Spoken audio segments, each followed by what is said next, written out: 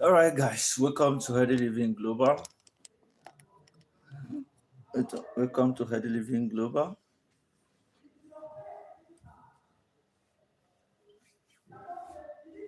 Right, so I'm Hot Educator Mike. Welcome to the live streaming today in this channel.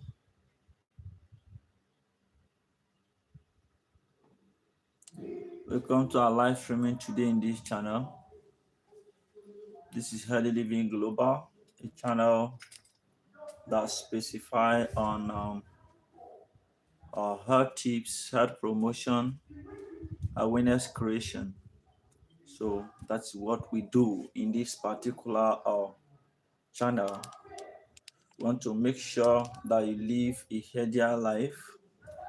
We want to make sure that you are actually fine medically and, in fact, mentally and even medically, right? Because if you are having a mental health challenge, of course, even your normal health will still have some challenges. So it's still part of our goal.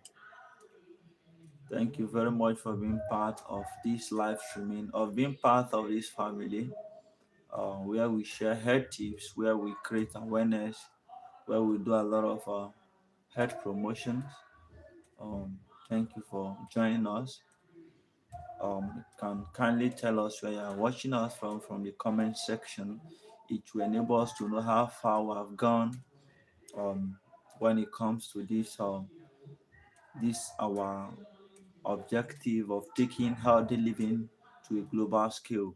So it will help us to know what we have been doing so far and how far we have gone. So that is the essence of you telling us your location, where you are watching from, whenever you join this live streaming. All right.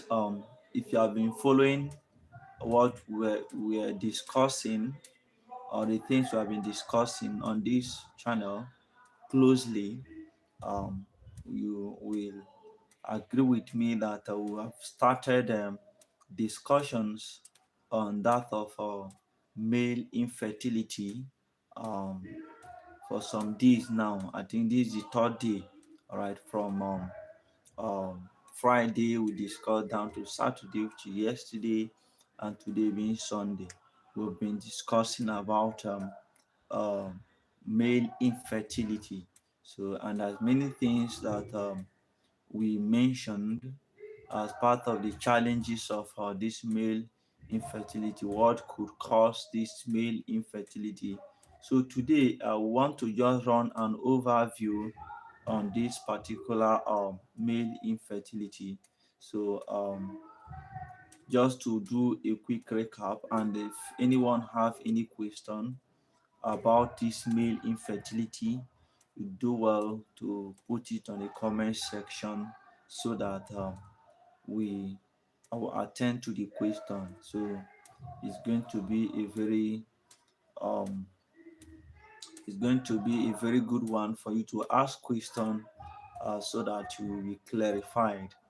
Not after participation you did not grab what we have been discussing, it will be an injustice for you to have spent the whole time and you did not get what we are explaining. So, which is the reason we give you the opportunity to ask questions so that you'll be attended to.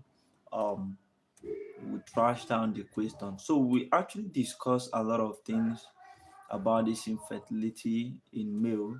We've listed many things, we've made emphasis on many things um, about this infertility. We even discussed about how sperm is formed, all right, sperm formation processes, which we say that how it's formed is that the hypothalamus, all right, which is part of the brain, always produce what we call gonadotropin releasing hormones, right? So when it produces it, Um, that gonadotropin releasing hormones is what will send a message to the pituitary gland, right, stimulating the pituitary gland um, to produce and release what we call follicle stimulating hormones and luteinizing hormones. Of course, follicle stimulating hormones helps in making sure that immature germs, which is immature sperms in the testicle, is matured and developed to full maturity. um, and also that of luteinizing hormones make sure that what it produces what we call testosterone, which is the male primary sex hormones.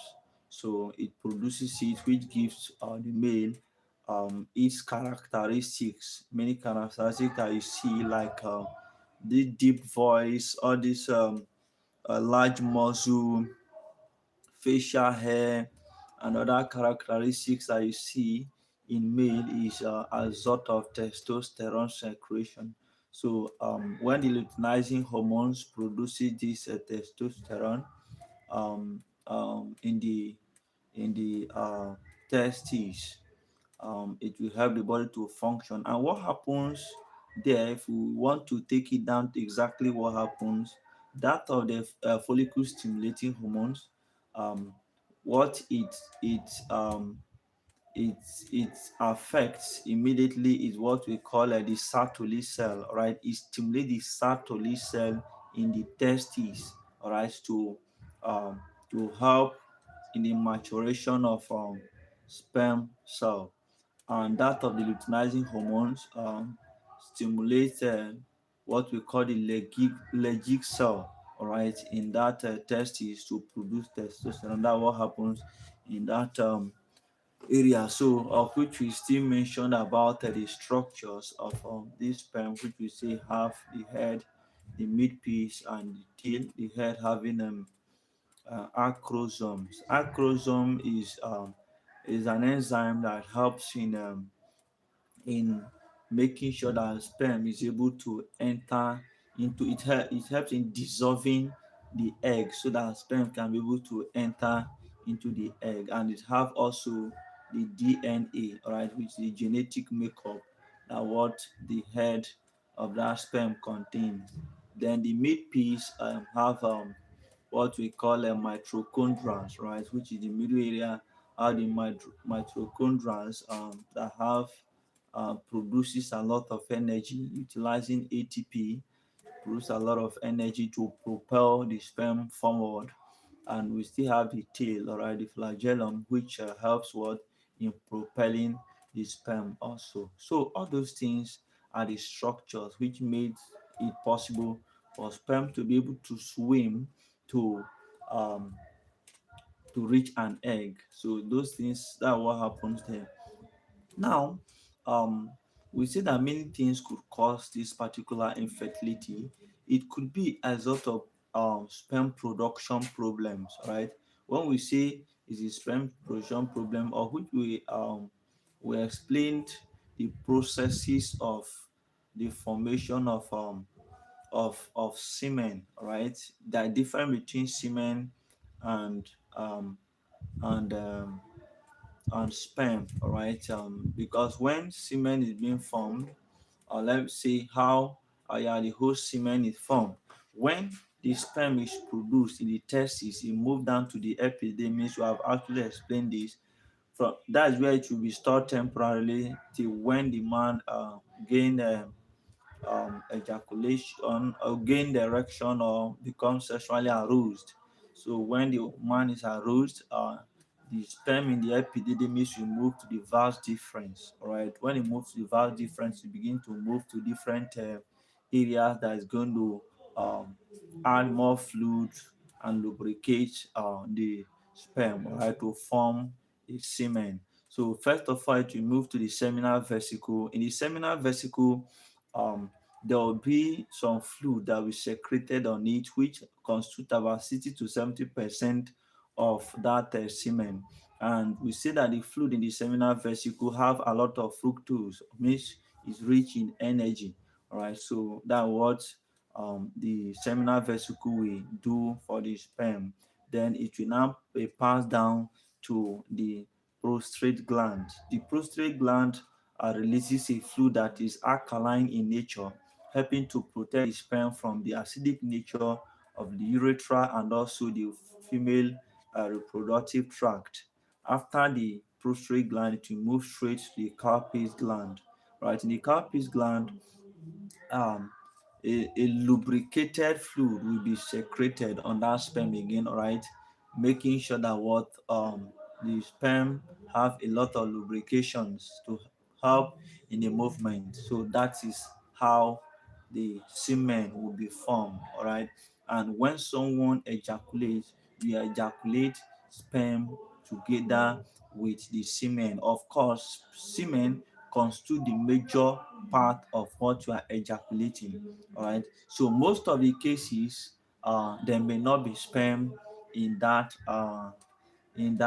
semen, which is what we call azoospermia. All right, a problem with what the testes. All right, when testis is having problem or there a problem with the vas difference that we deliver, that the tube of which the sperm passes through, if there's any blockage there as a result of infection, hormonal issues, as a result of as in many challenges, there are many things that could cause even obesity, right? Or maybe a sort of heat destruction self in the testes, right, can destroy that particular sperm and making it someone to be able to ejaculate without sperm cell in it, which can cause what infertility. Of course, we mentioned even low sperm count, all right. Many things also can lead to low sperm count, probably maybe subjecting this area to heat, all right. So all those things can decrease the number of sperm cell in it, and at the end you can have um, infertility as a man. So all those things are things that you could see, of which you don't actually need to blame anyone or blame village people, but know how it works and what possibly could cause it, and know how you are going to tackle it and make things to be easier, all right, for yourself instead of you blaming this person and blaming this person.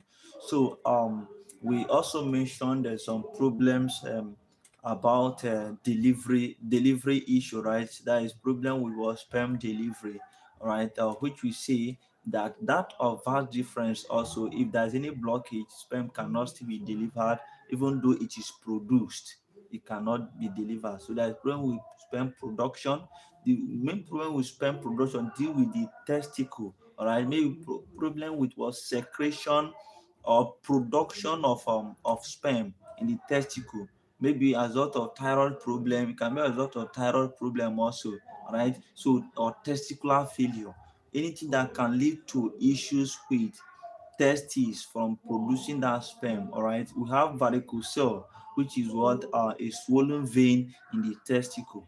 All those things can lead to testicular failure.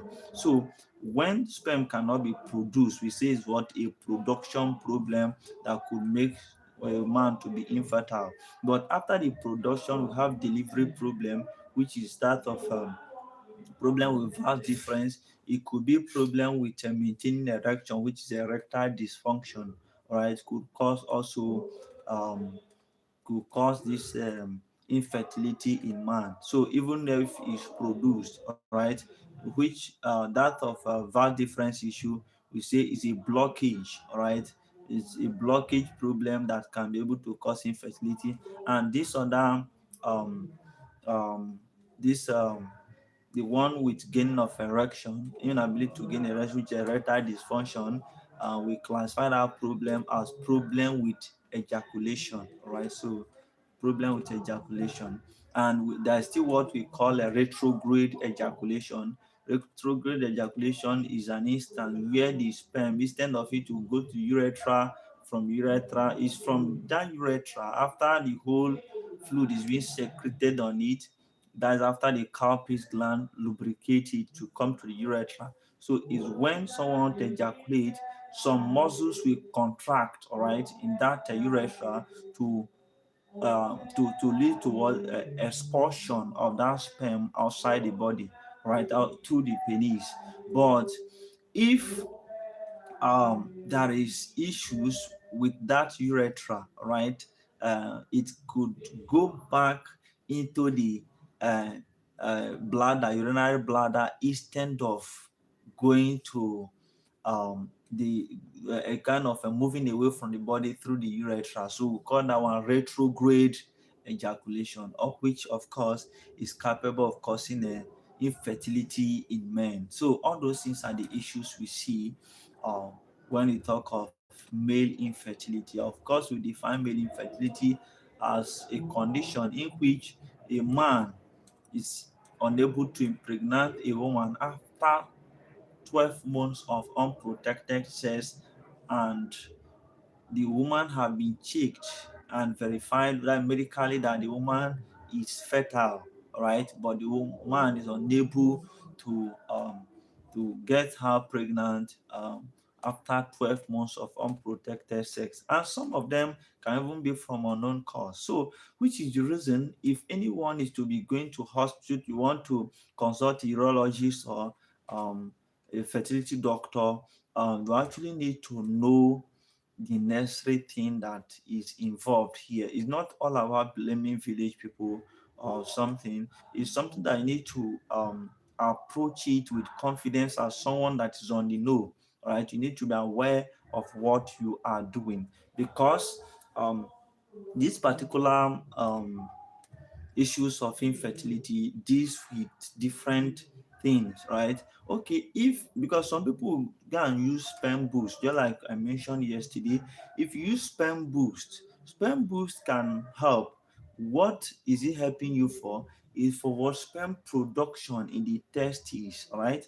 What of if sperm is produced in the testes and there's a blockage in the vas difference? You see that all your medicine that you are using, it will be in vain because you have not a kind of look for the solution, for the right solution. So those are the things we need to, which is the reason anyone that having infertility seek for medical help.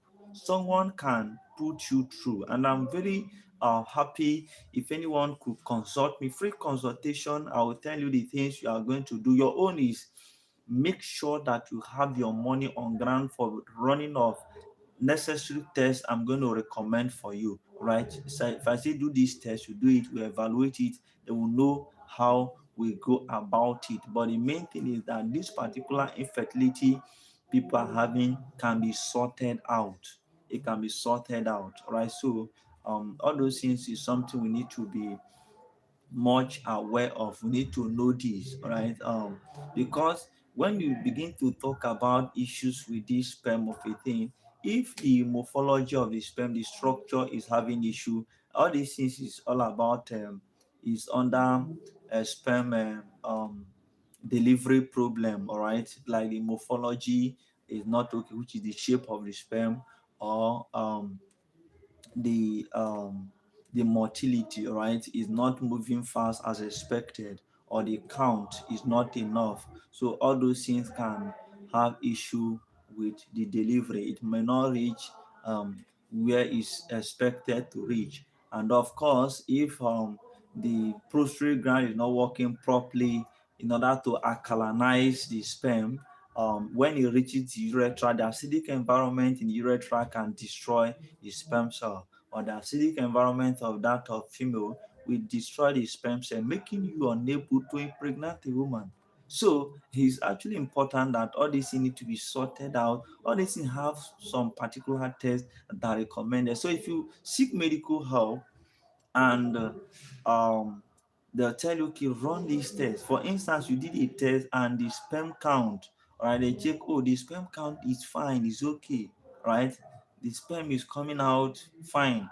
But now, what about the motility? Is it mobile enough, right? That's another question. Does it have a good shape? That's another thing. Does it have the necessary, like the head, right, of the sperm? Does it have the necessary acrosomes that are needed to be able to penetrate, which is the enzyme that can help in penetration of the egg, or does it have the DNA required? All right. So all those things is um the thing that we're expected to know. This one is a microscopic uh, explanation. I'm just detailing it down. So all these things deal with what microscopy. They need to run some checkups and know if all these things are in place. All right, it's part of the checkups.